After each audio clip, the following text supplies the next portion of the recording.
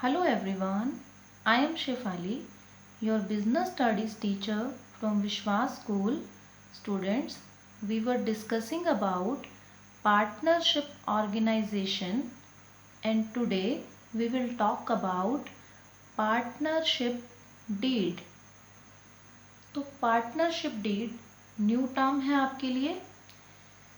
सो partnership deed जो है वो एक कॉन्ट्रैक्ट या एक एग्रीमेंट है पार्टनर्स के बीच में, जिसमें वो ये डिसाइड करते हैं कि हमारी पार्टनरशिप में हम क्या क्या रूल्स, क्या क्या टर्म्स एंड कंडीशंस को इंक्लूड करेंगे। उनके बीच एक आपसी समझौता है, एग्रीमेंट है। अब ये दोनों ही टाइप्स में हो सकता है, ऑरल भी हो सकता है और रिटन भी हो सकता है। ओके, मीन्स आपस में वर्बली भी डिसाइड कर सकते हैं पार्टनर्स, और रिटन फॉर्म में एक डॉक्यूमेंट की फॉर्म में भी इसको ला सकते हैं। बट जो प्रेफर किया जाता है वो यही कहा जाता है कि रिटन होना चाहिए। क्यों रिटन होना चाहिए? ताकि इन फ्यूचर कोई कन्फ्यूज़न ना रहे। रिटन होगा तो कोई भी आपको टर्म्स कंडीशंस देखना है तो उस डॉक्यूमेंट में आप देख सकते हैं, तो प्रेफरेबल रिटन रहता है। सो यहाँ आप कह सकते हो कि partnership deed is a agreement that describes terms and conditions of partnership. ठीक है, कि पार्टनरशिप की टर्म्स कंडीशंस को आपको बताता है।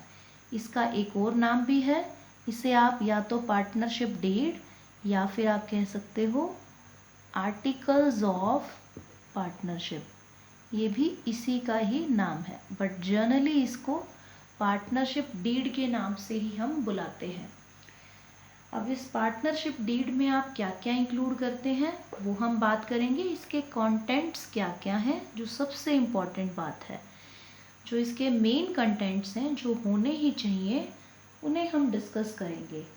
तो फर्स्टली आप इंक्लूड करते हो name and address of firm, कि फर्म का जो है वो नेम और एड्रेस हम इंक्लूड करते हैं इसमें। ओके, कि आपकी फर्म का नेम क्या रहेगा, क्या नाम रखोगे और कहाँ होगी आपकी फर्म, कि उसका एड्रेस प्लेस कहाँ पर होगी। और नेम जो फर्म का है वो कोई मिसलीडिंग नेम नहीं होना चाहिए, कि कोई ऐसा नेम जो ये शो करे कि ये गवर्नमेंट के अंडर है, या ऐसा कुछ मिसलीडिंग नेम नहीं होना चाहिए बेसिकली। ओके, नेक्स्ट आप इंक्लूड करते हो name and address of partners, कि पार्टनर के क्या नेम है और वो कहाँ रहते हैं, उनका होम एड्रेस क्या है। ठीक है, नेक्स्ट हम इंक्लूड करते हैं ड्यूरेशन ऑफ पार्टनरशिप, कि आपकी जो पार्टनरशिप फर्म आप चलाएंगे उसकी ड्यूरेशन क्या रहेगी। मतलब कोई स्पेसिफिक टाइम है, 5 साल, 10 साल, या अपनी विल पर, अपनी मर्ज़ी तक आप चलाएंगे जब तक आपका बिजनेस करने का मन करेगा।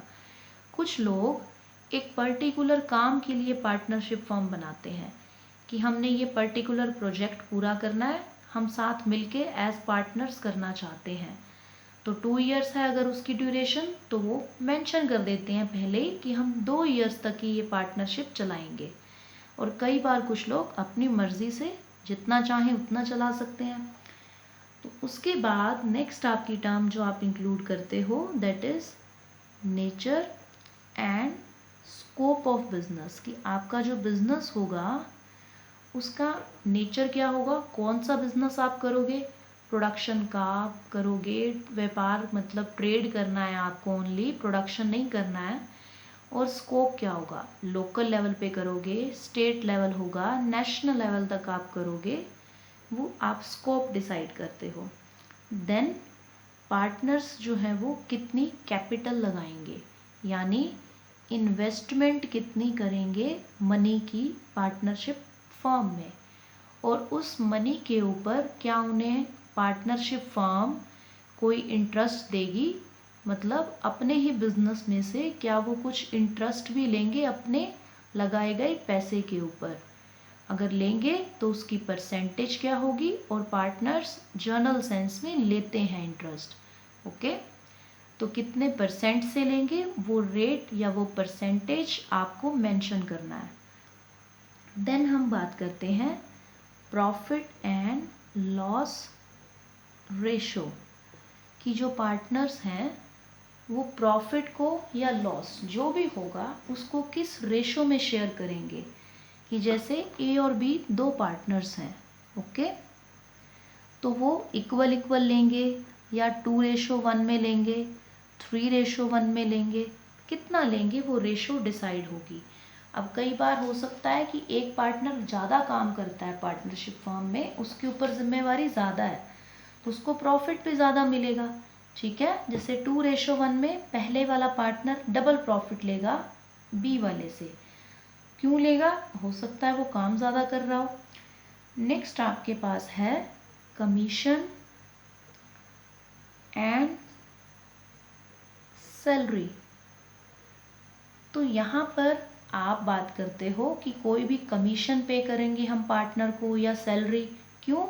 हो सकता है वो कोई एक्स्ट्रा एफर्ट्स कर रहा हो, एक्स्ट्रा टाइम दे रहा हो फर्म में, तो उसके बदले उसे कोई सैलरी पे देना या कमीशन देना उस टाइम उस एफर्ट के बदले, उसकी मेहनत के बदले। तो अगर देंगे तो कितना रहेगा उस पार्टनर का, वो भी पार्टनरशिप डीड में लिखा जाता है। नेक्स्ट हम इंक्लूड करते हैं loan to and by partner. मतलब कि टू का मतलब कि आप पार्टनर को लोन दे रहे हो, और बाय मतलब पार्टनर से लोन लेना। मीन्स बेसिकली कह ये रहा है यहाँ पर कि कई बार फर्म को पैसे की ज़रूरत है, तो पार्टनर ने कहा कि चलो मैं लोन दे देता हूँ फर्म को, पैसा तो मैंने जितना कैपिटल लगानी थी लगा दी, अब मैं लोन दे देता हूँ फर्म को। और पार्टनर को चाहिए तो फर्म कहती है हमसे एज लोन ले लो आप पैसा। तो वो फैसिलिटी होगी या नहीं होगी, और अगर होगी भी तो उस लोन के ऊपर इंटरेस्ट या ब्याज कितने परसेंट से लिया जाएगा वो भी आप इस डीड में डिसाइड करते हो। नेक्स्ट आप इसमें इंक्लूड करते हो ड्राइंग्स। अब ड्राइंग्स हमने पहले देखो अकाउंटेंसी में पढ़ा है ये वर्ड। क्या मीनिंग था इसका? कि जब बिजनेस में जो भी बिजनेस में इन्वॉल्व लोग होते हैं वो अपने पर्सनल यूज़ के लिए, मतलब जो ओनर होता है बिजनेस का मालिक, वो अपने पर्सनल घर के यूज़ के लिए कुछ पैसा अगर अपने ही बिजनेस में से निकाल लेता है तो उसे कहा जाता है ड्राइंग्स। अकाउंट्स में ये टर्म यूज़ हुई थी हमारी। तो यहाँ पार्टनर मालिक हैं बिजनेस के, वो अपने ही बिजनेस में से, अपनी पार्टनरशिप फर्म में से अपने यूज़ के लिए अगर कुछ पैसा निकाल लें तो उसे कहा जाएगा ड्राइंग्स। तो हम ये डिसाइड करते हैं कि क्या उन्हें ड्राइंग्स करना अलाउड है पार्टनर्स को, येस और नो। और अगर है तो क्या उस पैसे पर वो इंटरेस्ट देंगे फर्म को, अगर देंगे तो कितनी परसेंट से देंगे वो आप डिसाइड करते हो। देन हम डिसाइड करते हैं ऑडिट की, जो आपकी बुक्स ऑफ अकाउंट्स हैं, जो भी अकाउंट्स आप मेंटेन करोगे, जो भी आप सारा अकाउंटेंसी का काम पार्टनरशिप में करोगे, खाते बनाओगे, अकाउंट्स तैयार करोगे, उनकी इंस्पेक्शन कौन करेगा कि वो ठीक ढंग से बनाए गए हैं, कोई फ्रॉड तो नहीं हो रहा उसमें। उसकी इंस्पेक्शन के लिए ऑडिटर कैसे अपॉइंट होगा, ये वहाँ डीड में लिखा जाता है कि ऑडिट कौन करेगा। ऑडिट मतलब इंस्पेक्शन करना जो भी अकाउंट्स आप मेंटेन कर रहे हो। देन आप डिस्कस करते हो इस डीड में rights, duties and liability of partners. तो यहाँ आप कहते हो कि पार्टनर्स के क्या राइट्स होंगे, क्या उनकी ड्यूटीज़ रहेंगी, क्या उसकी रिस्पॉन्सिबिलिटीज़ होंगी पार्टनर्स की, वो सब चीज़ें हम डिसाइड करते हैं इस इस पॉइंट के अंडर। देन आप डिसाइड करते हो rules related to admission and retirement. Means कि नया पार्टनर को अगर एडमिशन देना है आपने तो उसके लिए बाकी सारे पार्टनर्स की मंजूरी ज़रूरी है, और उसके अलावा क्या रूल्स होंगे एक नए पार्टनर को एडमिशन देने के। नेक्स्ट है रिटायरमेंट, कि अगर एक पार्टनर को रिटायर करना है फर्म से तो उसके लिए क्या रूल्स होंगे, उसका जो पैसा लगा हुआ है वो उसे हम वापस देंगे, कैसे वापस देना है, और अगर लेट हो रहे हैं वापस देने में, उस टाइम ऑन द स्पॉट नहीं पे कर पाए तो कितने % से उसको इंटरेस्ट देना है उसके पैसे पर। तो ये सारे रूल्स हम यहाँ डिस्कस करते हैं पार्टनरशिप डीड में ही पहले से ही डिसाइड हो जाता है कि एडमिशन का और रिटायरमेंट का क्या रूल रहेगा, ताकि बाद में कोई भी किसी भी तरह का डिस्प्यूट या कंफ्यूजन ना रहे। नेक्स्ट आप डिस्कस करते हो वैल्यूएशन ऑफ गुडविल। मीन्स अब जो फर्म होती है पार्टनरशिप फर्म, वो कई टाइम तक जब काम करती है मार्केट में तो उसका एक नाम बन जाता है, लोग पहचानने लगते हैं, उसे कहा जाता है गुडविल, कि आपका गुड नेम है मार्केट में। तो उस गुडविल की वैल्यू आप कैसे निकालोगे कि कितनी गुडविल है। अगर आपको पैसों में वैल्यू निकालनी है तो कैसे पता लगेगा आपको कि मनी में कितनी मेरी गुडविल है, कि मुझे गुडविल की वजह से कितना रुपए का बिजनेस में फ़ायदा मिल रहा है। ओके, वो वैल्यूएशन आप कैसे करोगे, उसका मेथड क्या रहेगा, वो आप पार्टनरशिप डीड में ही डिसाइड कर लेते हो। आफ्टर देन हम डिस्कस करते हैं यहाँ डिसोल्यूशन ऑफ पार्टनरशिप, कि जो आपकी पार्टनरशिप फर्म है उसको अगर इन फ्यूचर डिसॉल्व करना है, डिसोल्यूशन का मतलब बंद करना, ख़त्म कर देना बिजनेस को, क्लोज, तो उसके लिए क्या रूल्स होंगे, किन कंडीशंस में आपका डिसोल्यूशन होगा, क्या सर्कमस्टांसेस रहेंगे जब आप अपनी फर्म को डिसॉल्व कर दोगे, बंद कर दोगे। आफ्टर देन हम जो पॉइंट लेंगे that is death of a partner, कि अगर किसी केस में एक पार्टनर की डेथ हो जाती है तो उसका लगाया हुआ सारा जो पैसा है वो कैसे पे होगा, उसका जो भी सक्सेसर या मतलब उसका उत्तराधिकारी, जैसे कोई पार्टनर है उसका बेटा या उसकी वाइफ, उन्हें हम एज पार्टनर एडमिट कर लेंगे और कंटिन्यू करेंगे बिजनेस, या उस जो डेथ जिसकी हुई उससे रिलेटेड सारा पैसा उन्हें देकर उस पार्टनर को पार्टनरशिप फर्म से बाहर हो जाएगा वो, क्योंकि डेथ हो चुकी है। तो क्या करना है वो चीज़ हम पार्टनरशिप डीड में ऑलरेडी डिसाइड कर लेते हैं। और अगर पैसा पे करना है तो क्या मोड रहेगा पेमेंट का, कि हम ऑन द स्पॉट कैश देंगे, कैसे देंगे, ये सब चीज़ें हम डिस्कस करते हैं यहाँ पर। देन हम डिस्कस करते हैं इसमें कि अगर पार्टनरशिप के जो रूल्स हैं उनका होगा वॉयलेशन, मतलब उल्लंघन, तो फिर जो है वो क्या एक्शन लिया जाएगा, जो भी उसका उल्लंघन करेगा उन रूल्स का, उसके अगेंस्ट आप क्या एक्शन लोगे। आफ्टर देन होता है आर्बिट्रेशन क्लॉज। आर्बिट्रेशन क्लॉज का मतलब होता है यहाँ कि अगर दो पार्टनर्स के बीच कोई लड़ाई झगड़ा हो जाता है, डिस्प्यूट हो जाता है, तो कौन उनका वो सॉल्व करेगा, तो वो सॉल्व करता है आर्बिट्रेटर, मतलब एक बीच में उनके ब्रिज का काम करता है वो पर्सन। ओके, तो यहाँ है कि वो आर्बिट्रेटर अपॉइंट कौन करेगा, कौन उस पर्सन को अपॉइंट करेगा जो उनके बीच के डिस्प्यूट को सॉल्व करेगा। तो वो हम कोर्ट के थ्रू अपॉइंट करवाएंगे, पर्सनली अपॉइंट करेंगे, कैसे होगा, तो उसे कहा जाता है आर्बिट्रेशन क्लोज। जहाँ आप देखते हो कि इन केस कोई डिस्प्यूट हुआ तो फिर वो सॉल्व कैसे होगा उसके बारे में डिस्कस करना इज कॉल्ड आर्बिट्रेशन क्लोज। सो ये थी आपकी सारी पार्टनरशिप डीड, जहाँ पर हमने बात की कि पार्टनरशिप डीड में हम क्या कुछ इंक्लूड करते हैं। अब हम बात करते हैं कि पार्टनरशिप फर्म का रजिस्ट्रेशन करवाना जो है वो नेसेसरी है या नहीं है। तो इस बात का जो जवाब है वो तो ये है कि नेसेसरी तो नहीं है, बट अगर आप रजिस्टर करवा लें तो आपके लिए बेनिफिट है, क्योंकि फिर आप कानून की नज़र में एक लीगल फर्म हैं। आप कोई भी केस करना चाहें कोर्ट में तो आप कर सकते हैं, क्योंकि आप रजिस्टर्ड हो चुके हैं। सो अगर रजिस्ट्रेशन करवाना है तो सबसे पहले आपको फिल करना होता है रजिस्ट्रेशन का फॉर्म, और उस रजिस्ट्रेशन फॉर्म को फिल करने के बाद उसमें जो भी इंफॉर्मेशन मांगी गई है, for example name of firm, head office कहाँ है फर्म का, उसके अलावा जहाँ पर आप बिज़नेस करेंगे वो क्या प्लेस होगा वो, उसके बाद आपके जो भी पार्टनर्स हैं उनके नेम, उनके एड्रेस, ये सारी इंफॉर्मेशन आपको जो है वो उस फॉर्म में लिखनी होती है।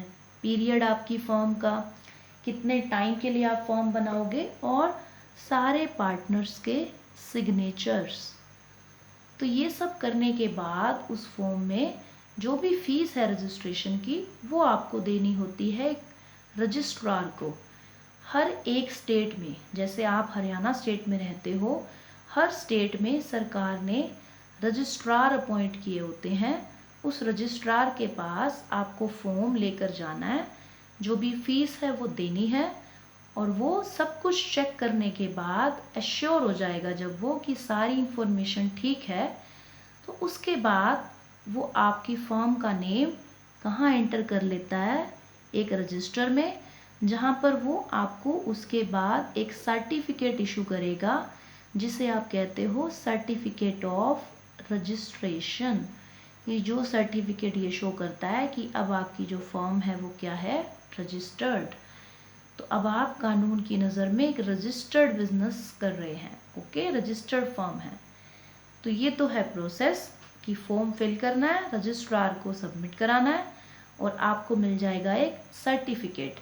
उसके बाद से आप खुद को रजिस्टर्ड पार्टनरशिप फर्म कह सकते हो।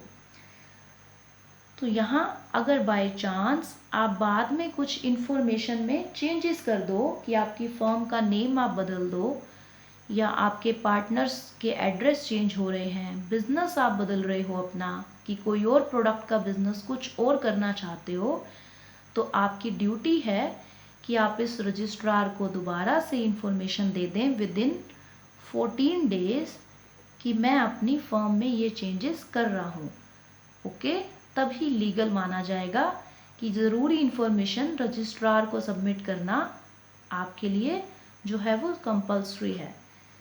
अब इस रजिस्ट्रेशन करवाने के आपको क्या बेनिफिट्स होंगे, क्यों हम रजिस्ट्रेशन करवाएं। अगर आप देखो रजिस्ट्रेशन करवाते हो तो सबसे पहला बेनिफिट क्या है कि आपकी जो फर्म है वो किसी के भी अगेंस्ट कोर्ट में केस कर सकती है। वो चाहे तो वो कोर्ट केस कर सकती है, कब, जब उसको लगे कि सामने वाले ने उसके साथ धोखा किया है। अगर रजिस्टर्ड नहीं होगी तो आपकी जो फर्म है वो किसी के अगेंस्ट केस नहीं कर पाएगी, क्योंकि कानून की नज़र में कोई पहचान ही नहीं है आपकी, आप रजिस्टर्ड ही नहीं हो, तो कैसे केस करोगे। अगर हो तो कोई धोखा करे तो आप, ऐसा नहीं है कि आपको नुकसान होगा, आप केस कर सकते हैं कोर्ट में, कब, जब आप रजिस्टर्ड फर्म हैं। सेकंड क्या बेनिफिट होता है, सेकंड बेनिफिट होता है पार्टनर्स को। अगर रजिस्टर्ड होगी फर्म तो पार्टनर्स एक दूसरे के अगेंस्ट भी केस कर सकते हैं। अगर किसी पार्टनर ने कोई फॉल्ट किया है, कोई धोखा किया है, फ्रॉड किया है, तो एक दूसरे के अगेंस्ट भी केस डाल सकते हैं। और अगर नहीं होगी रजिस्टर्ड तो फिर एक दूसरे के अगेंस्ट भी केस नहीं कर पाएंगे, क्योंकि कोर्ट सुनेगा ही नहीं। कोर्ट कहेगा कि हमें थोड़ी पता है आपकी क्या फर्म है, आप रजिस्टर्ड ही नहीं हो, ओके। और इसका एक और फ़ायदा रजिस्ट्रेशन का कि जो नया आने वाला पार्टनर है उस पर भी सेम बात अप्लाई होती है, इनकमिंग पार्टनर, कि वो भी बाकी पार्टनर्स के अगेंस्ट केस डाल पाएगा इन फ्यूचर अगर उसके साथ कोई धोखा हो जाता है। उसके बाद है इनकमिंग के अलावा कोई पार्टनर जो है वो जा रहा है, आउट गोइंग पार्टनर रिटायर हो रहा है या उसकी डेथ हो रही है, तो उसके अगर जो फाइनल ड्यू पेमेंट है वो नहीं की जा रही, या किसी चीज़ में उसके साथ में कोई फ्रॉड किया जा रहा है, तो जो उसका सक्सेसर होगा, उत्तराधिकारी है, अगर उसकी इनकेस डेथ हो गई है पार्टनर की, तो आगे जो भी उसका फैमिली में पर्सन है वो भी जो है वो आगे केस कर सकता है कि अगर इन केस कि उनके साथ में कोई धोखा किया जा रहा है तो। और यहाँ पर एक और फ़ायदा क्या है कि जो डेथ हो जाती है जब पार्टनर की, तो अब वो किसी भी तरह की रिस्पॉन्सिबिलिटी को फुलफ़िल करने का उसको कोई ज़रूरी नहीं है। तो अगर फर्म रजिस्टर्ड है तो उस केस में उस पर्सन के जो भी सक्सेसर होंगे उन्हें कोई पब्लिक नोटिस नहीं देने की नीड कि हमारा पर्सन डेथ हो गई है, अब ये रिस्पॉन्सिबल नहीं है इस फर्म के लिए, ये फर्म कुछ भी करती रहे। बिना पब्लिक नोटिस के भी बस आप रजिस्ट्रार को नोट करा दो कि ये पार्टनर अब फर्म में नहीं है, आप अपनी सारी रिस्पॉन्सिबिलिटीज से फ्री हो जाओगे। ओके, सो ये भी एक फ़ायदा है कि बस रजिस्ट्रार को बताना है और बाकी की रेस्ट ऑफ द रिस्पॉन्सिबिलिटीज़ आपकी नहीं रहेंगी। फिर ये फ़ायदा होता है एक रजिस्टर्ड फर्म का। Now the chapter is completed. That's all, and you have to study it carefully. Practice some questions also. Thank you so much.